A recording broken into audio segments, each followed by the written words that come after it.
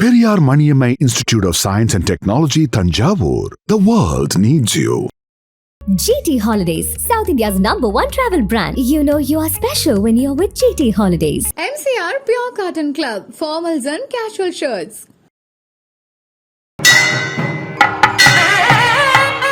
இன்றைய தினம் அம்பாள் கர்ப்பிணி பெண்களுக்கும் கர்ப்பிணி ஆக வேண்டியவருக்கும் அனுகிரகம் செய்யக்கூடிய நாள்.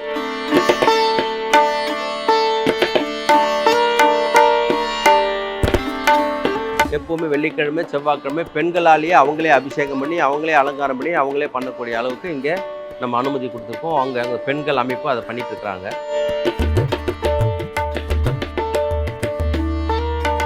பேச முடியாத ஒரு சுச்சுவேஷனில் தான் வந்தேன். குருசாமி சொன்னார், அந்த ஒரு 7 வாரம் ரத்த புஷ்பாஞ்சலி பண்ணுங்க. ஆனால் 2வது வாரத்தில் என்னால் மூமெண்ட்ஸ் பேச முடிஞ்சுது. அது மாதிரி நிறைய கன்சீவாக இருக்கும்போது சிசரியன் சொல்லிட்டாங்க. அட்மிட் பண்ணி ஆப்ரேஷன் தேட்டருக்குள்ளே கூட்டிகிட்டு போயிட்டு அனஸ்தீஷியா கொடுக்குறாங்க. அந்த டீப் மயக்கத்துக்கு போகும்போது அந்த அம்மா பகவதி அம்மா கழுத்து நிறைய ஒரு எலுமிச்சப்படைய மாலை போட்டுட்டு பெரிய பொட்டு வச்சுட்டு என் கண்ணுக்கு காட்சி தராங்க. பெண் குழந்தையா தான் நான் பிறப்பேன் அப்படின்னு எனக்கு வாக்கு கொடுத்துட்டு போனாங்க. எனக்கு அம்மா இல்லை, சின்ன வயசுல இறந்துட்டாங்க. எனக்கு இந்த கோயில் தான் நான் அம்மா வீடாக நினச்சிட்டு இருக்கேன். எனக்கு அம்மா வீட்டில் இப்போது சீமந்தம் பண்ணது எனக்கு ரொம்ப ஹாப்பியாக இருக்குது. மாதத்தில் நடக்கிற முதல் வெள்ளிக்கிழமையில் நடக்கிற விளக்கு பூஜை இங்கே ரொம்ப விசேஷம். அது வந்தீங்கனாலே நீங்கள் நிறைய மாற்றங்கள் நீங்கள் பார்ப்பீங்க. அம்மா நம்ம என்ன கேட்டாலும் கேட்டதை கொடுத்துருவாங்க. அந்த அளவுக்கு நான் பார்த்துட்டேன், நிறைய விஷயத்த பார்த்துட்டேன் இந்த கோயிலுக்கு டெய்லி அம்மா நல்லதாக நடத்திட்டு இருக்காங்க. இன்னைக்கு ரொம்ப நிம்மதியாக இருக்குது லைஃபு. எல்லாத்துக்கும் காரணம் அம்மா தான். பெரிய ப்ராப்ளம்ஸ் எல்லாம் இருந்தது, எல்லா ப்ராப்ளம்ஸும் சால்வ் பண்ணி அம்மா ரொம்ப நல்ல நிலைமையில் வச்சுருக்காங்க.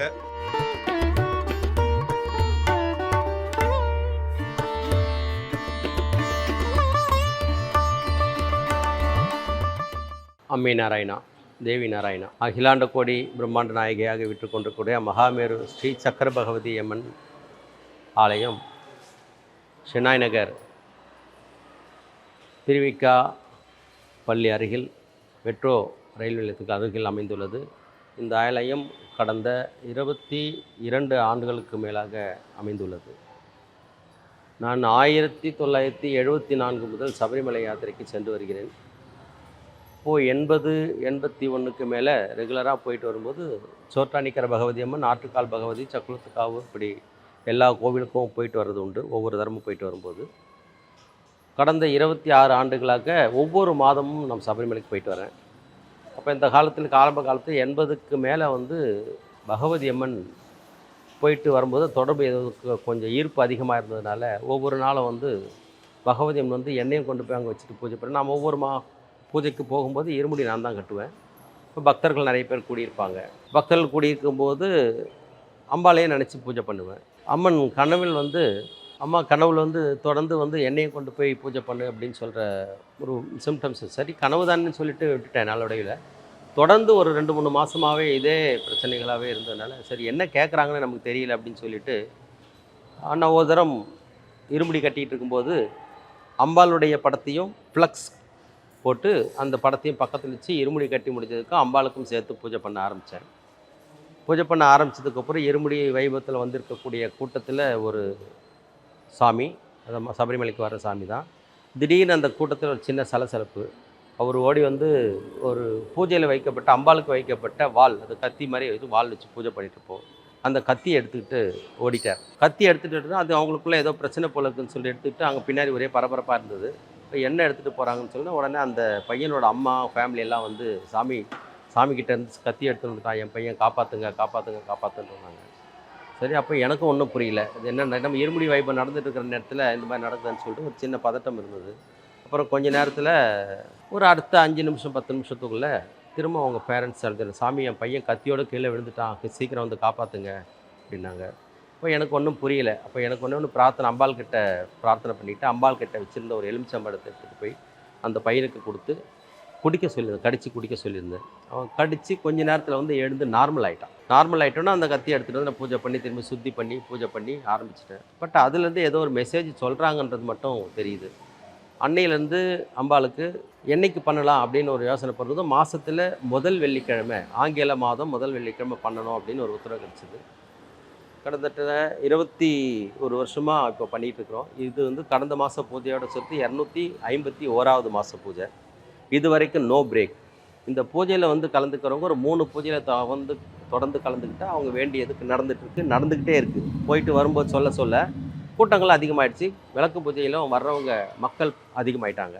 அப்போ ஏதோ நமக்கு சொல்கிறாங்கன்னு சொல்லிட்டு அம்பாள் வந்து எங்கே எதாவது பண்ணான்னு சொல்லிட்டு அந்த 20 வருஷத்துக்கு முன்னாடியே சரி அம்பாளுக்கு தனியாக ஒரு சன்னதி ஏற்படுத்திடலாம் அப்படின்னு சொல்லிட்டு அந்த இடத்துல இருந்து பேசிகிட்டு இருக்கும்போது நான் ஏற்கனவே பூஜை பண்ண இடத்துலேருந்து ஒரு கிளி வந்து கத்திச்சு. ஸோ இந்த இடத்துல கிளியை பார்க்குறது ஒரு அபூர்வம் இல்லையா? அப்போ அந்த இடத்துல கிளியை பார்க்கும்போது திரும்பவும் நான் வந்து நண்பர் இடம் இங்கே இருந்தது.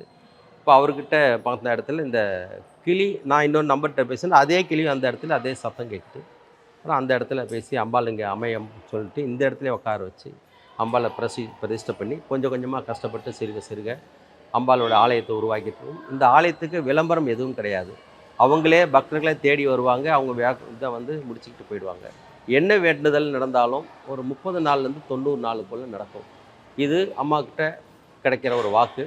இங்கே வர்ற பக்தர்களுக்கும் நான் கொடுக்குற வாக்கும் அதுதான். நீங்கள் 90 நாளுக்குள்ளே நடக்கலைன்னா வந்து கேளுங்க. நியாயமான கோரிக்கைகள் எதுவாக இருந்தாலும் 30 நாள்லேருந்து 90 நாளுக்குள்ளே நடக்கும். அது நியாயமாக இருக்கும். 5 ரூபா லாட்டரி டிக்கெட்டை வாங்கிட்டு 5 கோடி ரூபா விழணும்னு நிச்சயமாக விழாது.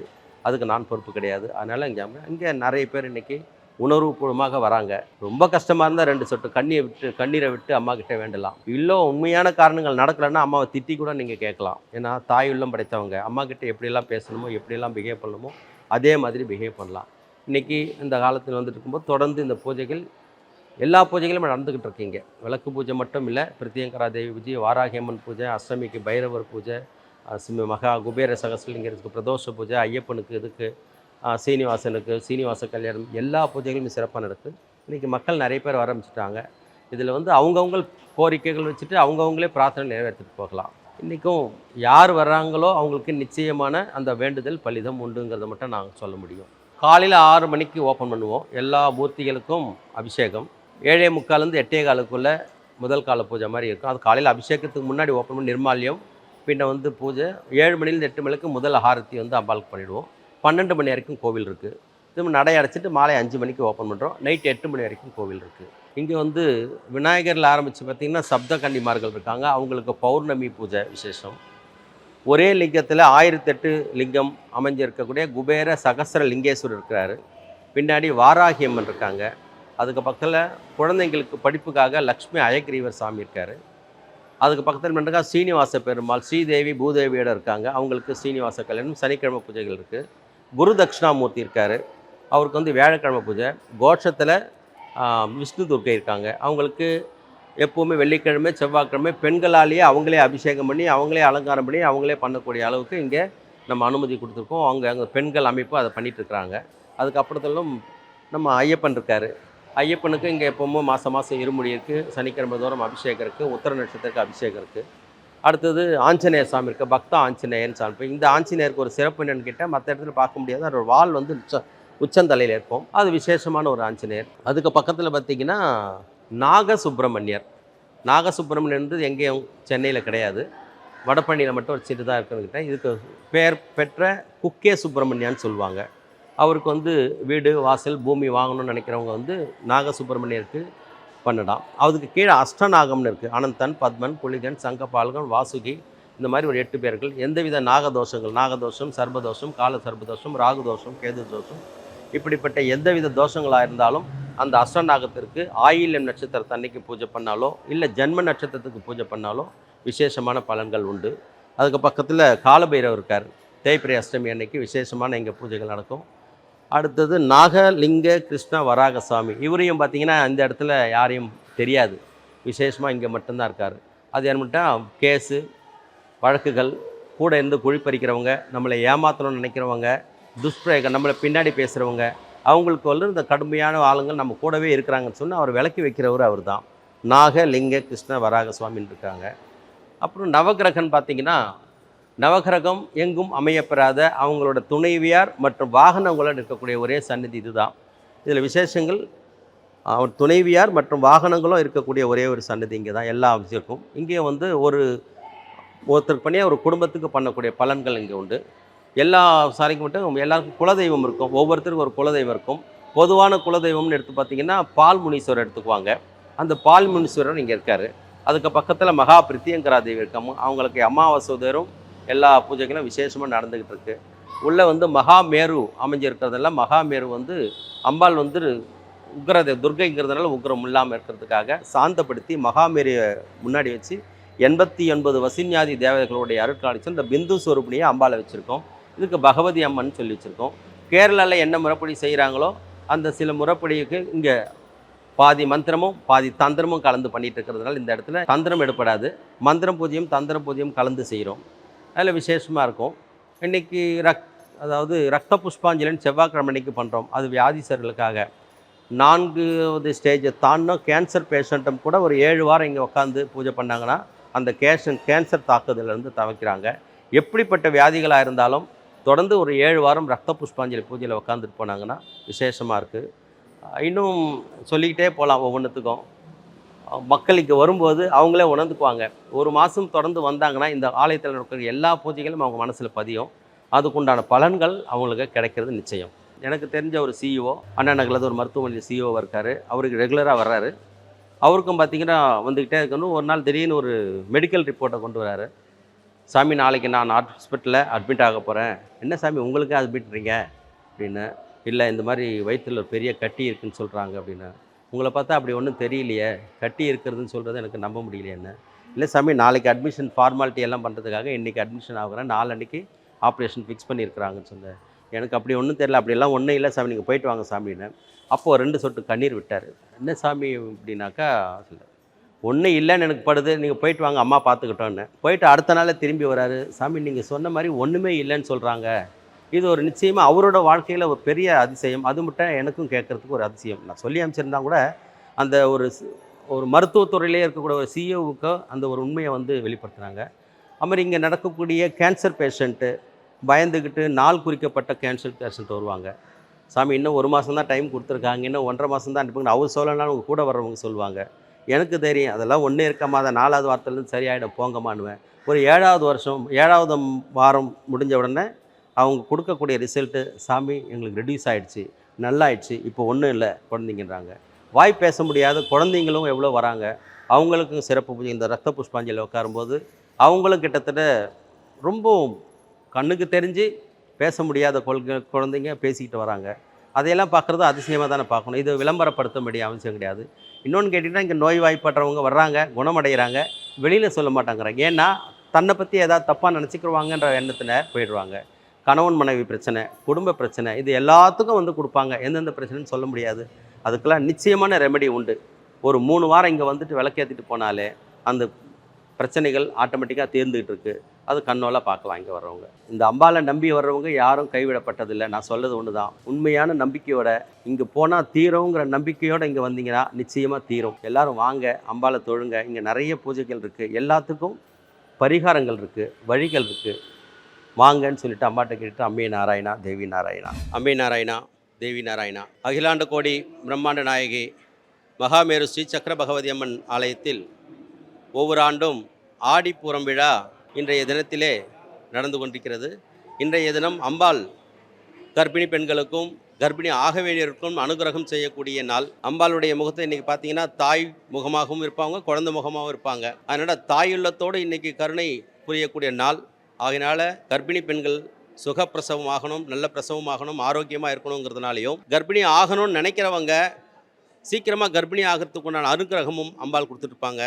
இது ஒவ்வொரு ஆடிப்புறமும் சிறப்பான நாளாக பெண்களுக்காகவே வழிபடுகின்ற ஒரு நன்னாள். ஆகினால இது பெண்களால் ஏற்படுத்தப்பட்டு பெண்களுக்காகவே நடத்தப்படுகின்ற இது. இந்த ஆடிப்புறத்தில் வந்து பூஜையில் கலந்துக்கிட்டவங்களாம் நிச்சயமாக பேரு பெறுவார்கள், சந்தான பாக்கியம் கிடைக்க பெறுவார்கள். அவனும் இந்த ஆலயத்தை நோக்கி வந்து கொண்டிருக்கிறார்கள். அனைவரும் வந்திருந்து அம்பாளுடைய அனுகிரகத்தை பெறும்படி கேட்டுக்கொள்கிறோம். அம்மே நாராயணா தேவி நாராயணா.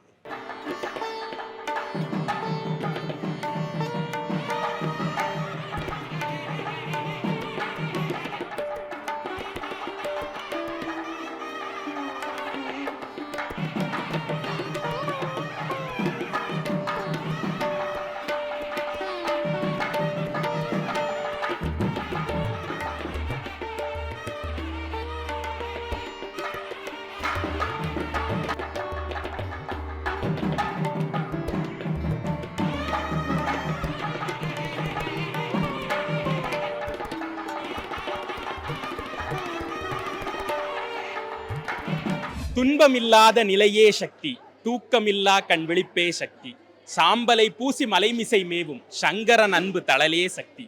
சென்னையில் ஷெனாய் நகரில் பகவதி அம்மனுடைய ஆலயத்தில் இருக்கும் ஸ்ரீ மகாமேரு சக்கர பகவதி அம்மன் ஆலயத்தில் இந்த அம்மன் என்ன மாதிரியான அருளை பக்தர்களுக்கு பொழிகிறாங்க அப்படிங்கிறத இந்த காணொலியில் பார்க்கலாம். வணக்கம், அம்மை நாராயணா, தேவி நாராயணா.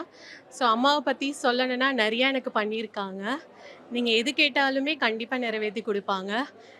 டச்வுட் எனக்கு நிறையா பண்ணியிருக்காங்க. நானுமே வந்து அன்னதானம் வந்து கண்டிப்பாக நீங்கள் விளக்கு பூஜை அப்போ வேண்டிக்கிட்டிங்கன்னா அது நீங்கள் பண்ணிங்கன்னா எல்லாமே நினச்சது நடக்கும். ஸோ எங்கள் சாமி இது. ஸோ என்னோடய ஃபோனில் கூட பார்த்தீங்கன்னா ஃபோனில் வந்து அம்மா எப்போவுமே இருப்பாங்க. நான் வீட்டில் எப்போவுமே பார்த்துட்டே தான் இருப்பேன். உங்களோட வாழ்க்கையில தனிப்பட்ட முறையில் நிறைய மிரக்கல்ஸ் நடந்திருக்கும்ல இங்க வந்த பிறகு? நிறைய நடந்திருக்கு. நான் வந்து பெண் குழந்தை வேணும்ட்டு வேண்டிக்கிட்டு இருந்தேன். அம்மா எனக்கு நடத்தி கொடுத்தாங்க. ஃபர்ஸ்ட் எனக்கு ஒரு பையன், ரெண்டாவது வந்து பொண்ணு. ஸோ நிறையா அதே மாதிரி வேலை நான் எது கேட்டாலுமே எங்கள் அம்மா வந்து கண்டிப்பாக செஞ்சு தருவாங்க. இப்போ இந்த கோயிலுக்கு வந்த பிறகு மிரக்கல்ஸை தாண்டி உங்களுக்குள்ளாடி நிறைய மாற்றங்கள் நடந்திருக்கும்ல? கண்டிப்பாக பாசிட்டிவ் வைப் நிறையாவே இருக்கும். ஆக்சுவலாக லாஸ்ட் 2-3 months வந்து எனக்கு செம்ம ஸ்ட்ரெஸ்ஸாக இருந்துச்சு. வரலை நான் ஆக்சுவலாக 2-3 months. சரி அமாவாசை பூஜைக்கு தான் வரணுன்ட்டு நான் நினச்சேன். அப்போ வந்ததுலேருந்தே வந்து எனக்கு ஒரு பாசிட்டிவ் வைப்பாக இருக்குது. நிறைய பேர் நிறைய பிரச்சனையோடு இருப்பாங்க. அவங்களாம் அந்த கோயிலுக்கு ஏன் வரணும்னு நினைக்கிறீங்க? வந்து தான் பாருங்களேன், வந்தால் தெரியும் எல்லாருக்கும். கண்டிப்பாக மிராக்கிள் நடக்கும். வணக்கம், என்னோட பேர் வந்து தேவி பிரியா. நான் ஒரு 8-9 வருஷமாக இங்கே வந்துக்கிட்டு இருக்கிறேன். அதாவது அம்மாவோட சக்தியை பற்றி சொல்லணுன்னா எனக்கு அது சொல்கிறதுக்கு இது இல்லை. எந்த ஒரு பிரச்சனை, கவலை இல்லை ஹாப்பினஸ் ஆகட்டும், எதுவாகட்டும் நான் வந்து முதல்ல இங்கே தான் வந்து ஷேர் பண்ணுவேன். குருசாமி அவர் ஒரு வார்த்தை சொன்னார்னா அது அந்த அம்மாவே நேரிட்டு சொல்கிற மாதிரி பல வந்து விஷயங்கள் என்னோடய வாழ்க்கையில் வந்து நடந்திருக்கு. நிறைய உடம்பு பிரச்சனைகள், என்னென்னமோ பிரச்சனைகள் எல்லாமே இங்கே வந்தால் எனக்கு இது ஒரு அம்மா வீடு மாதிரி. இங்கே சொல்லிட்டா எனக்கு என்னை கை தூக்கி விட்டுருவாங்க. அது சொல்கிறதுக்கு வார்த்தைகளே இல்லை. அதுதான். ஆமாம், இப்போது இங்கே வந்த பிறகு உங்கள் லைஃப்பில் நடந்த மாற்றங்கள்? ரொம்ப ரொம்ப மாற்றங்கள். நடுவில் நான் ரொம்ப நிறைய பிரச்சனைகள் நடுவில் எனக்கு இங்கே வர டைம்லலாம் ஒரு ஃபேஸ் பேரலிட்டிக் வந்து பேச முடியாத ஒரு சுச்சுவேஷனில் தான் வந்தேன். குருசாமி சொன்னார் அந்த ஒரு 7 வாரம் வந்து ரத்த புஷ்பாஞ்சலி பண்ணுங்க. ஆனால் 2வது வாரத்தில் என்னால் மூமெண்ட்ஸ் வந்து பேச முடிஞ்சுது. அந்த மாதிரி நிறைய உடம்பு உபாதைகள் எதுவாகட்டும், ஃபினான்ஷியல் ப்ராப்ளம்ஸ் ஆகட்டும், இன்றைக்கி வந்து இந்த அம்மா அருளால் தான் என்னோடய 2 பசங்களும் இன்றைக்கி சார்ட்டர்ட் அக்கௌண்டன்ஸாக ஆகி இங்கே நிற்கிறாங்க. எங்களை எல்லாரையும் கௌரவப்படுத்தி நிற்கிறாங்க. இப்போ பெரிய பையனுக்கு கல்யாணம், எங்கள் 60ஆம் கல்யாணம் இங்கே தான் நடந்துச்சு. பெரிய இந்த கோயில் ஆரம்பித்த காலத்துலேருந்து இருக்கும். மோர் தென் 25 இயர்ஸ்க்கு மேலே நான் இந்த கோயிலுக்கு வந்துட்டு போயிட்டுருக்கேன். நிறைய விஷயம் வந்து எனக்கு பிரச்சனைகள் நிறைய இருந்தது. முதல்ல வந்து அதிசயம் என்னோடய வாழ்க்கையில் நடந்தது என்னென்னா, குழந்தை பிறப்பு. எனக்கு ஃபஸ்ட்டு ஒரு பையன் இறந்துடுச்சு.